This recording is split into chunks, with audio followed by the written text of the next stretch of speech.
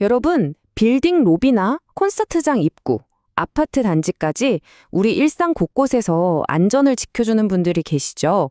바로 경비원들인데요. 이 모든 시스템을 움직이는 보이지 않는 규칙이 있다는 사실 혹시 알고 계셨나요?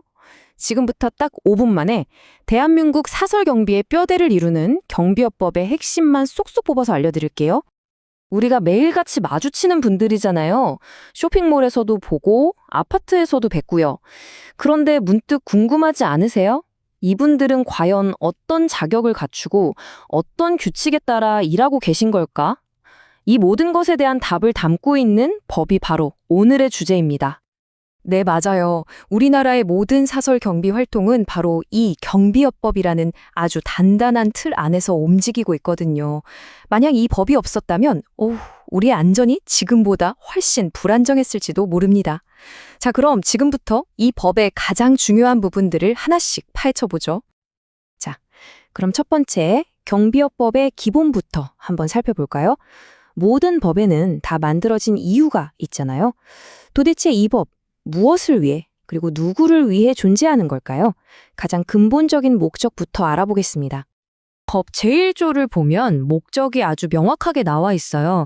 이게 그냥 경비를 해도 돼 하고 허가해주는 걸 넘어서요. 이 경비 산업 자체를 체계적으로 관리하고 또 건강하게 키우는 게 핵심이라는 거죠. 결국 전문성과 신뢰도를 팍팍 높여서 국민의 안전에 기여하겠다. 바로 이런 의지가 담겨 있는 겁니다. 우리가 그냥 경비라고 뭉뚱그려 말하지만 사실 법에서는 이걸 6가지로 아주 디테일하게 나눕니다. 예를 들면 우리가 제일 흔하게 보는 건물 경비, 이게 바로 시설 경비고요. 돈 옮기는 차 있죠? 그건 호송 경비. 또 유명 인사나 중요한 분들 옆에서 보호하는 건 신변 보호에 해당하죠.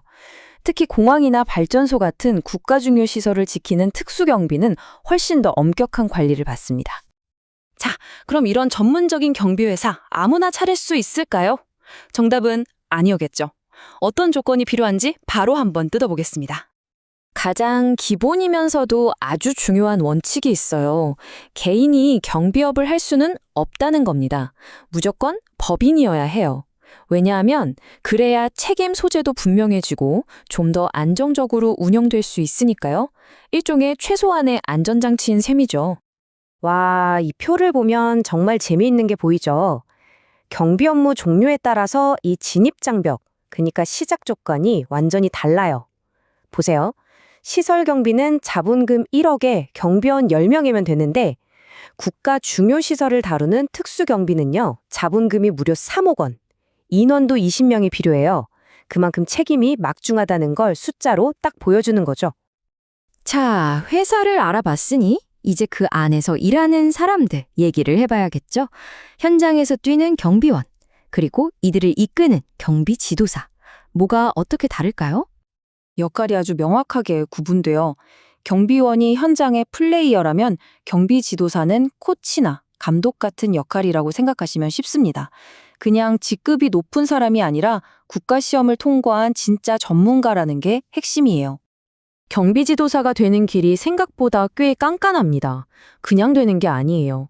시험도 1, 2차 다 붙어야 하고 합격하고 나서도 40시간 넘게 교육을 받아야 해요.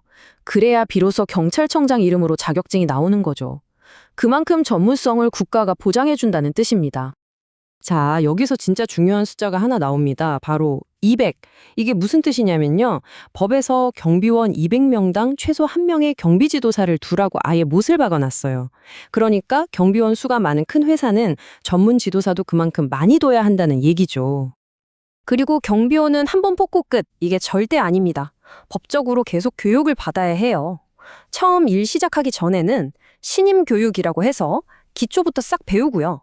현장에 나간 뒤에는 경비 지도사가 매달 직무 교육을 시켜요. 계속해서 실력을 갈고 닦게 만드는 거죠.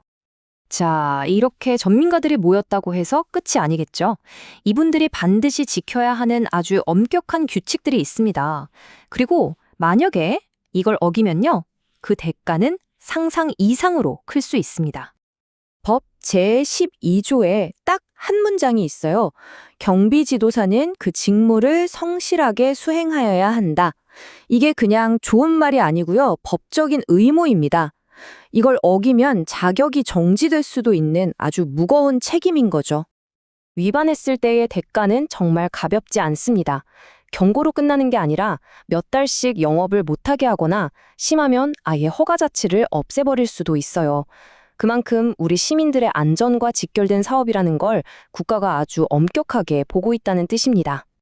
그리고 이 법이 얼마나 엄격한지는 이 숫자 하나로 설명이 끝납니다. 3천만 원. 와, 도대체 뭘 잘못하면 과태료를 이렇게나 많이 낼까요? 이 3천만 원이라는 어마어마한 과태료는요, 정말 가장 민감하고 심각한 위반 행위에만 부과됩니다. 바로 집단 민원 현장이라고 부르는 곳, 예를 들면 노사분규가 있는 곳이나 재개발 지역 같은 데 있죠.